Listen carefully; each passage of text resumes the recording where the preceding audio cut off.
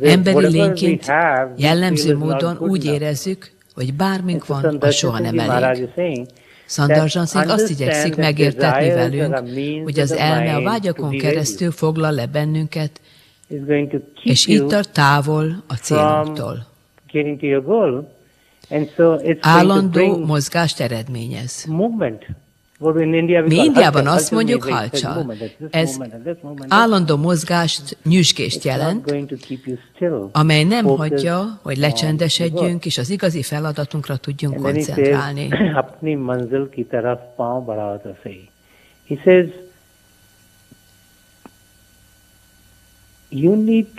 Lépéseket kell tenned a célod felé. Tegyük fel, hogy most itt tartunk, a célunk pedig amott van.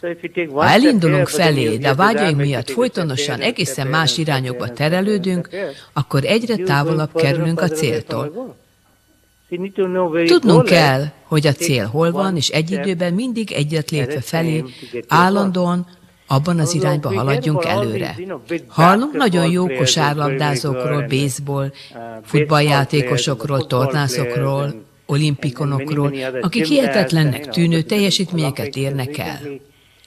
Van, aki olyan gyors a 100 vagy 200 méteres síkfutásban, hogy még arra is van ideje, hogy egy széles mosollyal visszatekintsen, ennyivel a többiek előtt jár. Ezek az emberek hogyan érnek el ilyen eredményeket? Senki sem veszi tekintetbe azokat a hosszú órákat, amelyek alatt gyakorolnak. Például a kosárlabda játékos a legkülönbözőbb nehéz fizikai testhelyzetekből igyekszik a kosárba jutatni a labdát. Nagy távolságból, háttalálva a kosárnak, és így tovább. Gyakorol, gyakorol és gyakorol. Ezzel tesz lépéseket a célja felé. Ezért éri el a kitűzött célját. Ehhez a célra koncentráltság nélkülözhetetlen feltétel. Miben nyilvánul meg ez a spirituális területen? Az összpontosítottság azt jelenti, hogy megtanulunk csendben ülni. Rengeteg a halcsal, a mozgás, a nyugtalanság az életünkben. Ahogy leülünk, hogy Istenre gondoljunk, ránk telepednek a gondolataink, a vágyaink, hogy ezt meg azt tegyük, ezért nem vagyunk képesek csendben maradni. Érdekes, hogy a legtöbb ember, ha találkozik valakivel, beszélni akar, közölni kívánja valaki mással azt, amit tud.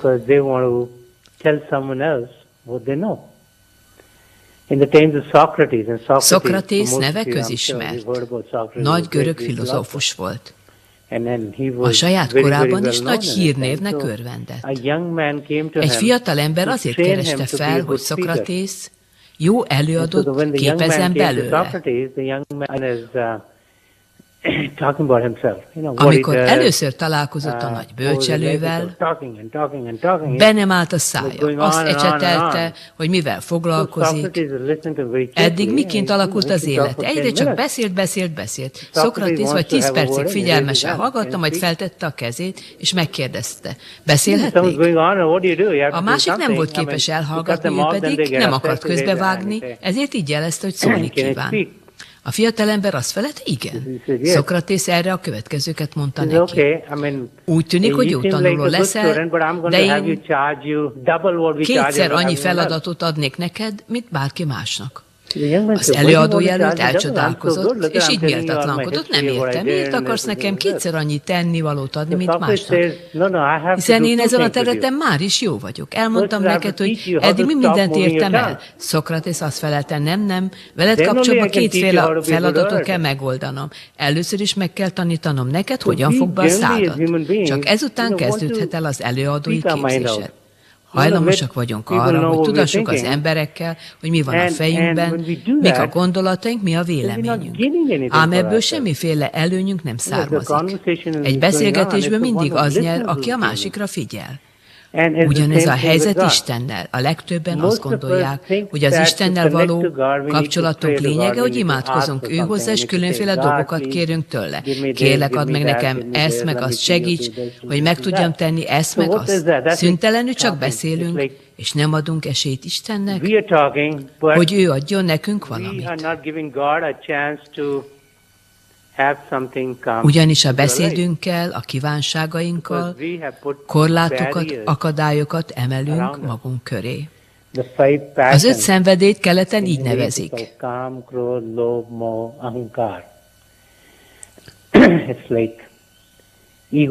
Vagyis ego, érzékiség, kapzsiság, harag és ragaszkodás. Ez az 5 tolvaj tartja az elmünk keresztül ellenőrzés alatt a lelkünket és irányítja az életünket, a figyelmünket, a lelkünk külső kifejeződését a külső világ felé fordítják, és ott is tartják. Arra van szükségünk, hogy kezeljük őket.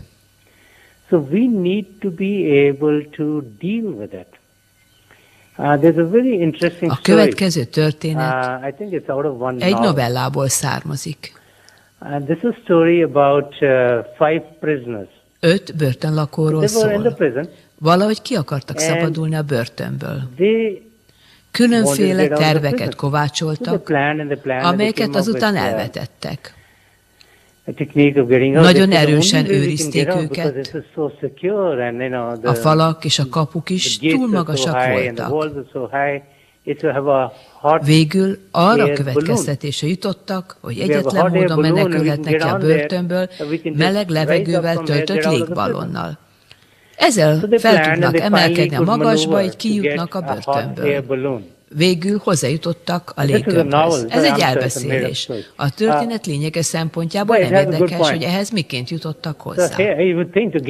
Az volt a tervük, hogy éjjel szöknek meg, amikor mindenki alszik. Amikor meglett a légballon, mind az 5-en beleültek a kosarába. Enni és inni valót, valamint fegyvereket, és vittek magukkal. Majd felszálltak a börtönből, és nagyon boldogok voltak. A szél erősen fújt. Amikor letekintettek, látták, hogy az óceán van alattuk. Bármerre néztek, mindenütt csak vizet láttak. Nem tudták, hogy merre menjenek. Nem voltak képesek ellenőrzés alatt tartani a léggömböt, amelyből közben elkezdett szökni a levegő, és emiatt süllyedőben voltak. Mi lesz velük, ha az óceán közepén landolnak? Merre menjenek? Hogyan éljék túl ezt az utazást? Végig gondolták a lehetőségeket, majd arra jutottak, hogy mindenképp magasabbra kell emelkedniük.